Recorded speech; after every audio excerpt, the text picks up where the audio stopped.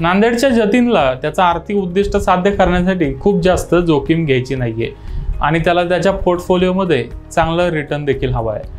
अशा गुंतवणूकदारांसाठी hybrid mutual fund हा एक चांगला पर्याय आहे।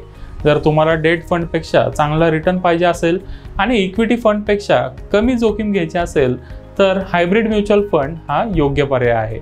हायब्रिड म्युच्युअल फंडमध्ये एकूण 6 सब कॅटेगरी आहेत। यामध्ये multi asset allocation fund, aggressive hybrid fund, dynamic asset allocation किंवा balance advantage fund, conservative hybrid fund, equity savings fund आणि आर्बिट्राज फंड यांचा समावेश आहे।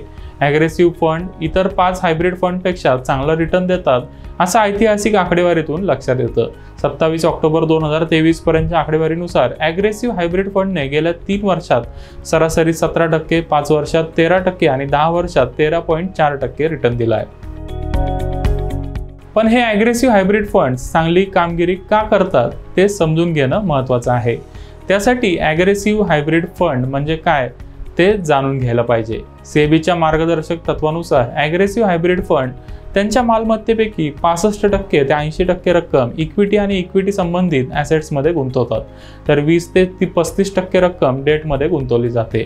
या फंडमध्ये प्युअर इक्विटी फंडपेक्षा कमी जोखीम असते, पण या फंडमध्ये साधारण इक्विटी फंड एवढाच रिटर्न मिळतो। ज्यावेळेला शेअर मार्केटमध्ये तेजी असते त्यावेळेला या फंडमध्ये असणाऱ्या इक्विटी कंपोनंटवर चांगला रिटर्न मिळतो।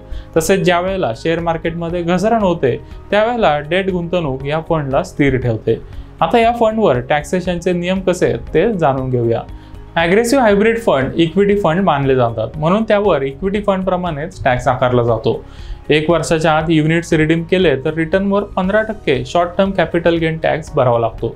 मात्र 1 वर्षानंतर रिडेम्पशन केलं तर 10% long term capital gain tax भरावा लागतो। प्रत्येक आर्थिक वर्षात 1 लाख रुपयापर्यंतचा लॉंग टर्म कॅपिटल गेन हा टॅक्स फ्री असतो। तिथून पुढच्या नफ्यावर 10% LTCG टॅक्स भरावा लागतो।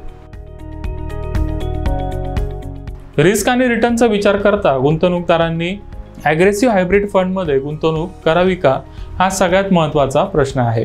ज्यांना मध्यम जोखीम घ्यायची आहे ते स्मॉल कॅप किंवा मिड कॅप फंडसारख्या जास्त जोखीम असणाऱ्या पर्यायामधून ॲग्रेसिव्ह हायब्रिड फंडसारख्या कमी जोखीम असणाऱ्या फंडमध्ये स्विच करू शकतात। शेअर मार्केट नव्या उच्चांकावर पोहोचलंय, त्यात स्मॉल आणि मिड कॅप शेअर्स खूप जास्त ओव्हरव्हॅल्यूड झालेत।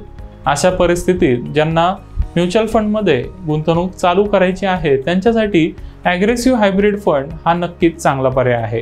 पुढच्या वर्षी भारतात महत्त्वाची लोकसभा इलेक्शन पार पडणार आहे, त्यामुळे अशा परिस्थितीत खूप जास्त जोखीम घेण्यात काहीच अर्थ नाहीये। मात्र भारतीय अर्थव्यवस्थेचा लॉंग टर्म आउटलुक अतिशय सकारात्मक आहे, त्यामुळे ॲग्रेसिव्ह हायब्रिड फंडमध्ये SIPच्या माध्यमातून गुंतवणूक केली तर चांगला रिटर्न मिळू शकतो।